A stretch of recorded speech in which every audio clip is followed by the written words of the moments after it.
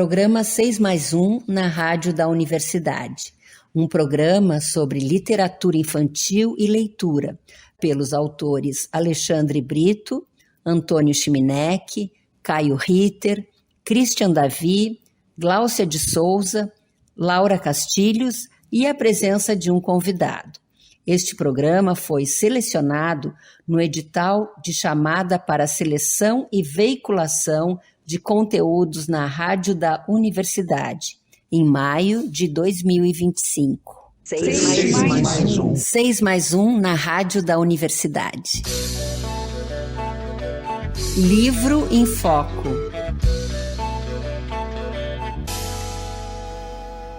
O livro em foco escolhido é Oju Dudu, de Lilian Rocha, com ilustrações de Gabriela Pires, editado pela Taverna. Lilian é natural de Porto Alegre, analista clínica e musicista. Nasceu poeta e é autora também de A Vida Pulsa, Poesias e Reflexões, Negra Soul, Menina de Tranças, Agô, Rochedos Também Choram.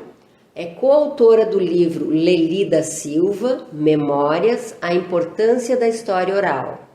Membro da coordenação do Sarau Sopapo Poético, Ponto Negro da Poesia.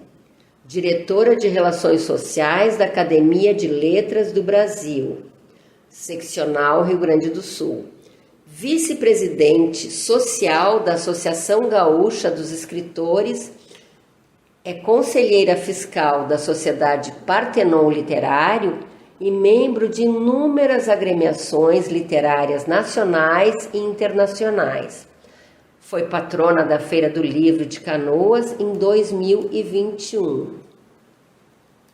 Sobre a obra, sabe-se que a literatura endereçada aos leitores iniciantes, desde sua origem, bebe na fonte dos textos de matriz oral, embasados na experiência cotidiana dos grupos culturais a que pertencem. Através da menina Oju Dudu, cujo nome significa Olhos Negros em Iorubá, Lilian nos mostra o cotidiano de uma família africana. Família essa que vai muito além do pai, da mãe, do irmão mais velho e da caçula. Estão presentes no livro de Lilian elementos culturais de origem africana, tais como a música e a dança, como forma de expressão e de conhecimento do mundo. A importância de narrar a vida e os destinos daquele grupo e a presença da oralidade para a preservação da memória e da religiosidade.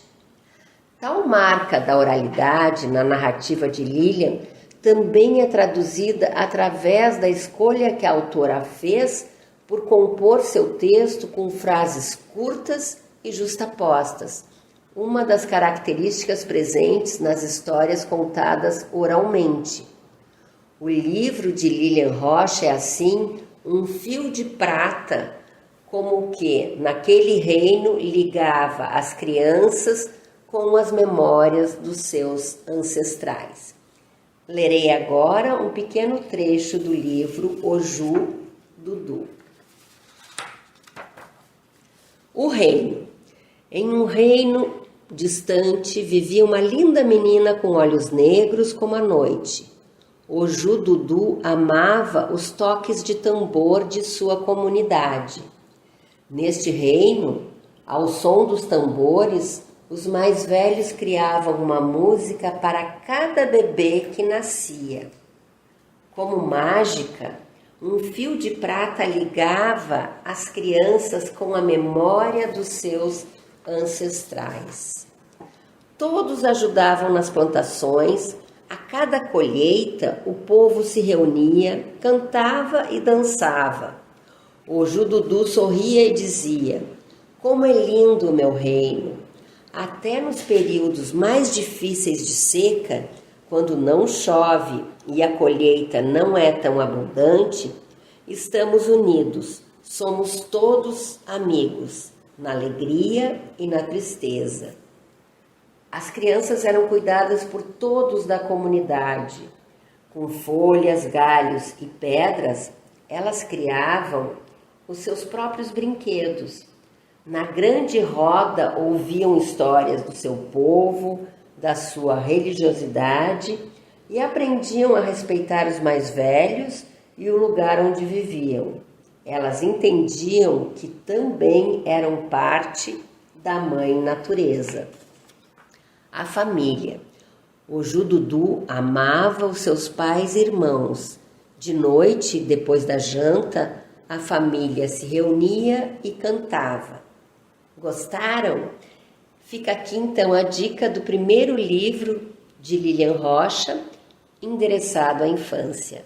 O Jududu. 6+1.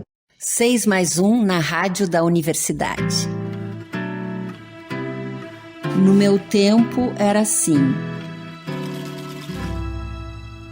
E no meu tempo era assim, vamos ouvir a crônica afetiva da infância de Gláucia de Souza, intitulada Xereta. E então, estão prontos? Uma pessoa xereta é aquela que se mete na vida dos outros, intrometida, bisbilhoteira. Mas na minha infância, xereta tinha também outro significado: máquina de fotografar. Sim, xereta era o modelo de uma câmera fotográfica da marca Kodak.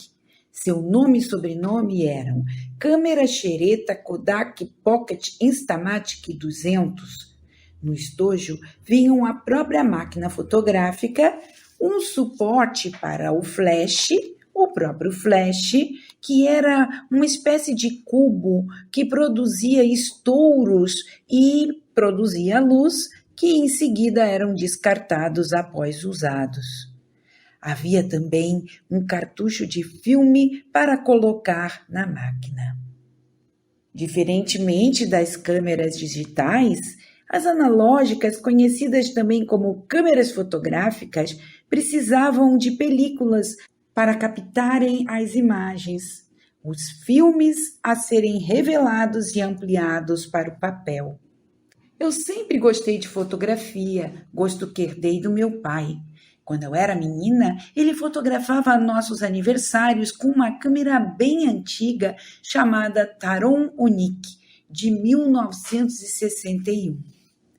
Mas voltemos à xereta, aquela câmera de que falei. Pois então, quando fiz por volta dos 12 anos, ganhei uma de minha avó. Desde então, sempre que juntava algum dinheiro no meu cofrinho ou recebia uma quantia de presente, comprava filmes para minha xereta. Naquela época, os filmes tinham 12, 24 ou 36 possibilidades de fotografia. Filme comprado, saía xeretando por vários lugares para poder fotografá-los. Ainda hoje, tenho algumas destas fotos que, vou lhes dizer, não têm uma qualidade tão boa quanto as digitais de hoje. Guardo todas elas com muito carinho, principalmente aquelas que eu fiz na primeira vez em que vim ao Rio Grande do Sul, em 1978, com a minha avó.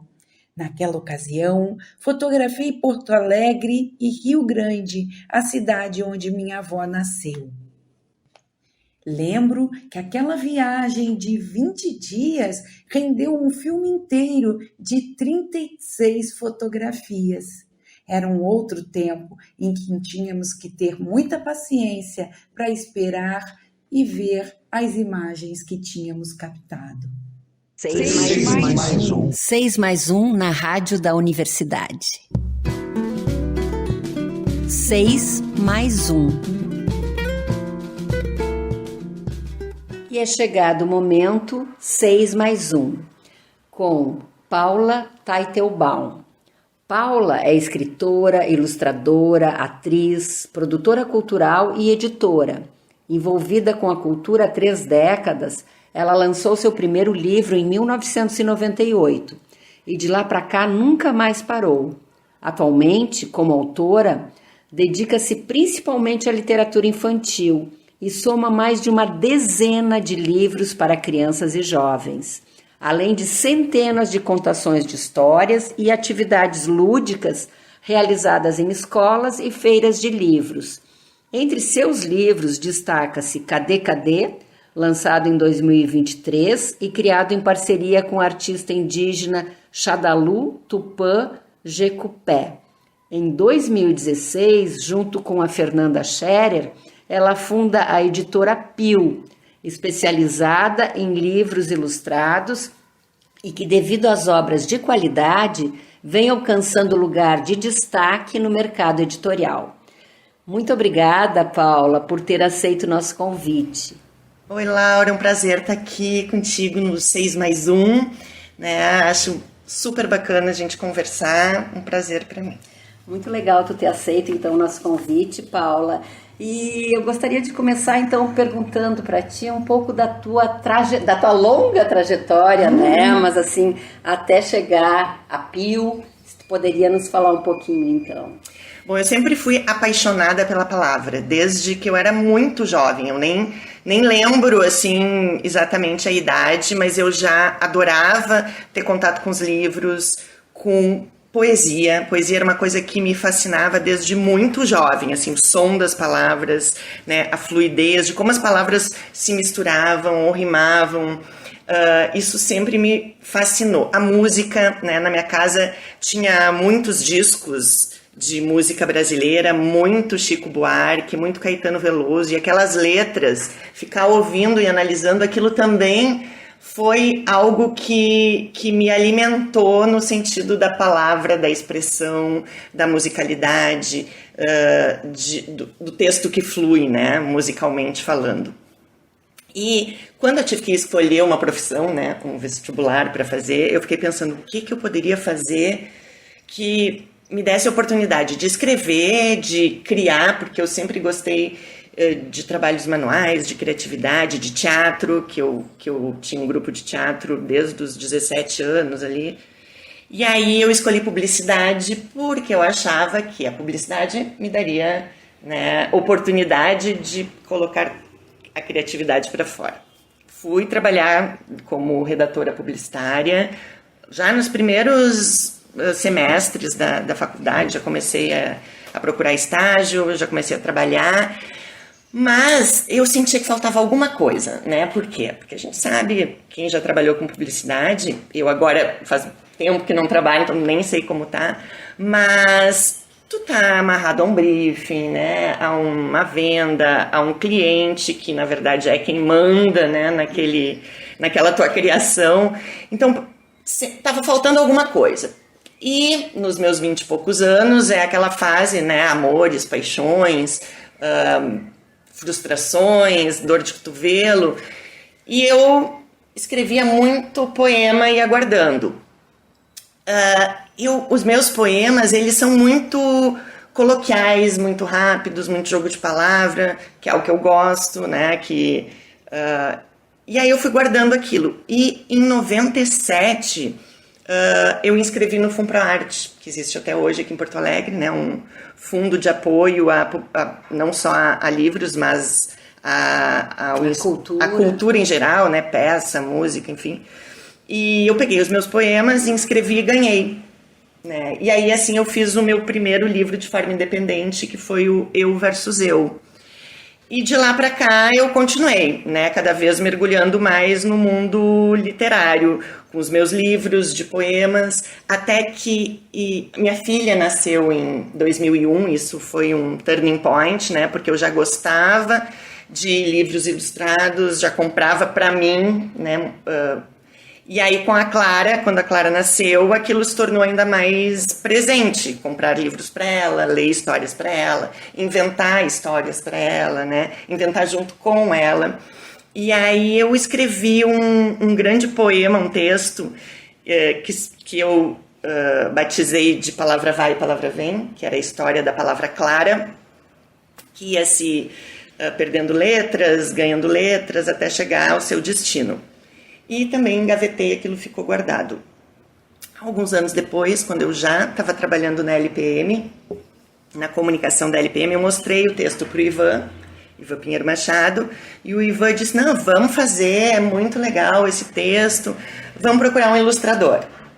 E aí, o primeiro ilustrador, que seria o parceiro nesse livro, acabou indo morar fora do Brasil, o segundo caiu de moto, quebrou o braço, e aí eu disse, Ivan, eu vou fazer esse livro sozinha, porque já tinha passado um tempão, a coisa não andava, e eu tinha, assim, ideia do que eu queria para aquele livro. Eu conseguia imaginar o livro pronto, com colagens, né? Com um recorte de letra, recorte de figurinha antiga, estampa. Aí o Ivan ficou meio assim, né? Porque, pô, ela nunca ilustrou nada, tá querendo ilustrar um livro. Eu disse, não, vou fazer um teste, te mostro, se tu achar legal, eu faço. E aí eu ilustrei a primeira página dupla, ele gostou, e eu ilustrei todo o livro e me apaixonei por recortar, colar, criar imagens, né, imagens que não digam a mesma coisa que o texto, mas que, né, contem também algo a mais.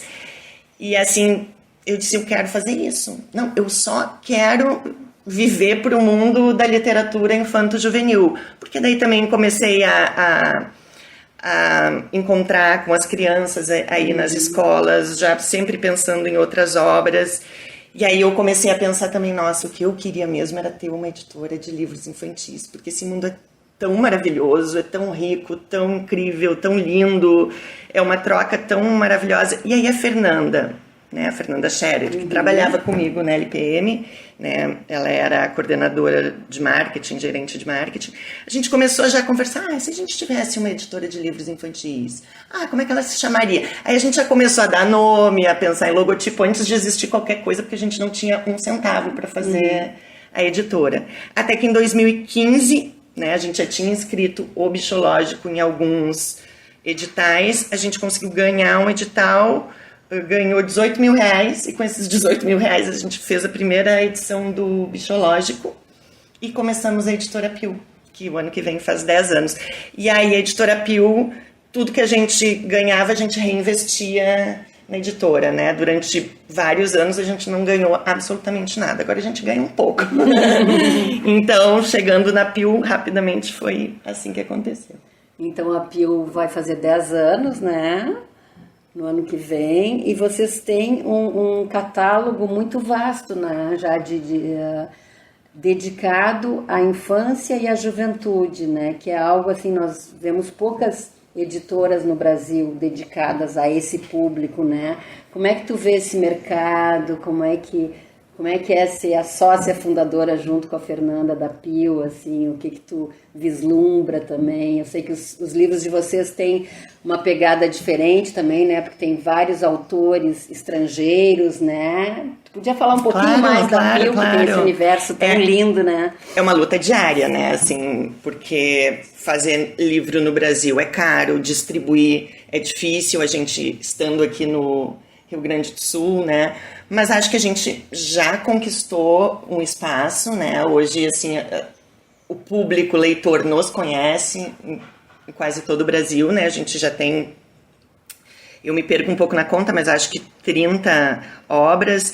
Então, tem os meus livros, mas obviamente não só os meus, né? Isso não é o objetivo da editora, não é publicar os meus livros, né? Tem um catálogo formado por coisas que a gente acredita, né? Temas que a gente acha importantes, como o meio ambiente, né? Como a temática dos povos originários, entre outras coisas. Uma coisa que, né? Repetindo uma coisa, algo que sempre me fascinou foi pesquisar livros de autores clássicos, infantis ou infanto-juvenis, que nunca tinham sido publicados, traduzidos para o português e publicados no Brasil, e nem em Portugal, muitos deles.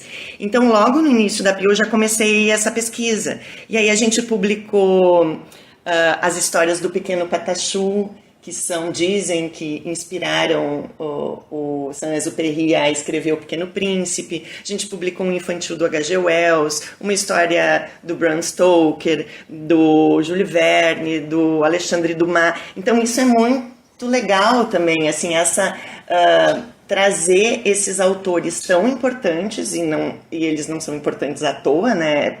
pela forma e o conteúdo deles, e apresentar isso para uma criança menor que futuramente vai ler outros livros daquele autor.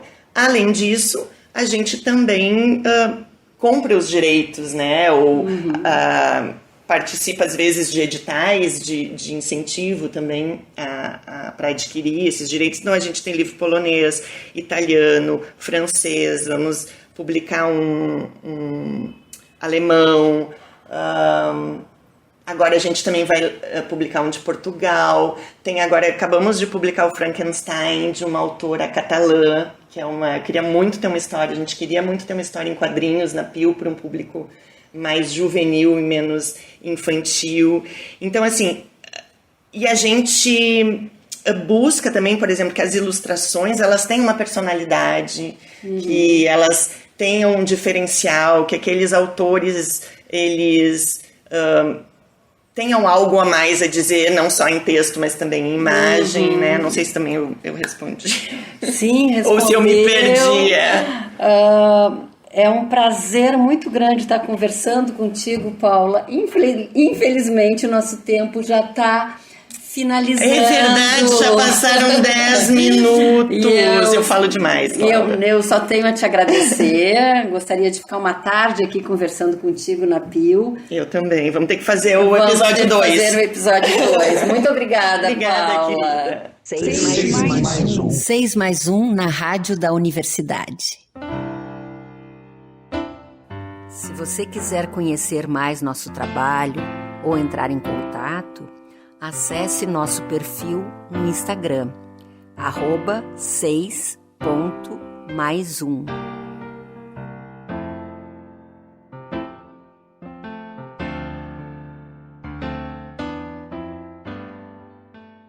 Programa 6+1 na Rádio da Universidade. Um programa sobre literatura infantil e leitura, pelos autores Alexandre Brito, Antônio Chimenec, Caio Ritter, Christian Davi, Gláucia de Souza, Laura Castilhos e a presença de um convidado.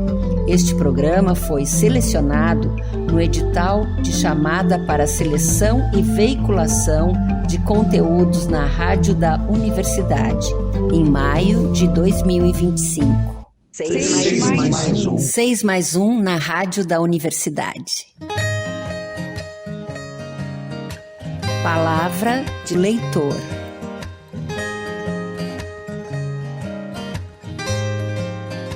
No Palavra de Leitor de hoje, Isabelle, da EMF Vista Alegre de Cachoeirinha, indica Pipi Meia Longa, de Astrid Lindgren. Oi, eu sou Isabelle, eu tô no 4º ano, sou da EMF Vista Alegre e eu tô lendo Pipi Meia Longa e eu tô achando muito legal, indico pra vocês, ela é muito legal. No livro conta que existe uma menina muito sapeca, muito agitada, assim, que no caso é a Pipi. Ela é navegadora, ela não mora com os pais, ela mora sozinha, e conta também sobre os 3 amigos dela. Tom, Aninha e uma outra menininha que eu esqueci o nome. É muito legal esse livro, indico muito.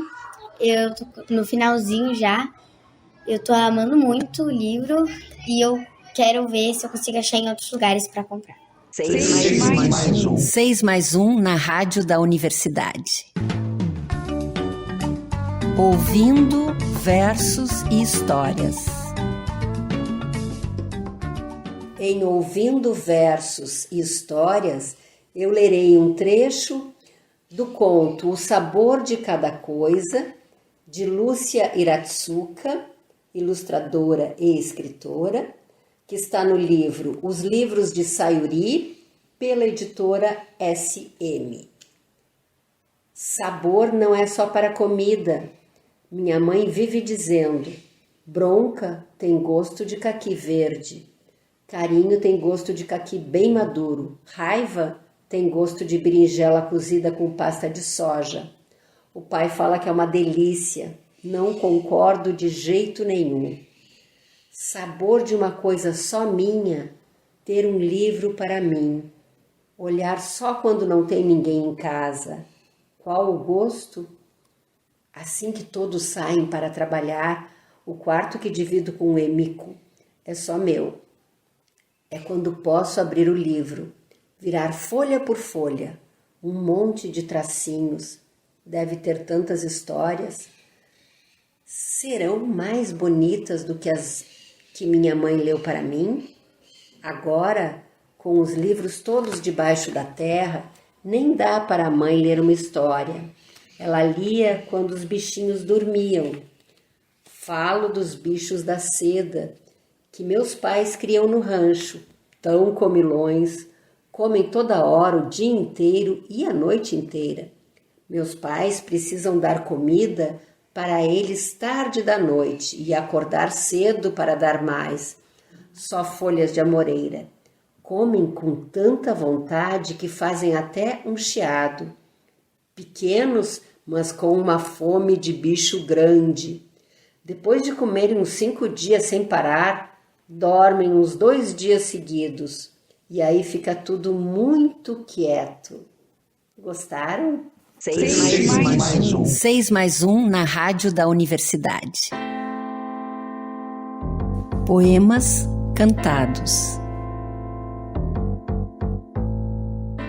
Nos poemas cantados de hoje, você vai ouvir Li, Emi, Ali, Emília, de George Fox e Toni King Brown, que foi tema da boneca Emília do programa Sítio do Pica-Pau Amarelo, veiculado na Rede Globo, na versão de 2001, e está publicado no livro Tomou Conta da História, de George Fox e Gláucia de Souza, ilustrado por Iris Tanaka.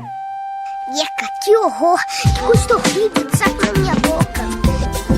E não me corrijam, hein? Eu é que vim corrigir vocês! Emília está aprendendo a falar. Ela se atrapalha e não consegue pronunciar. E além do mais, ela inventa muita história. Tagarela, bonequinha, faz de conta que tem memória. Das palavras que inventa, ela mesma acha importante. Só ficou assim porque tomou a pílula falante. É, a pílula falante.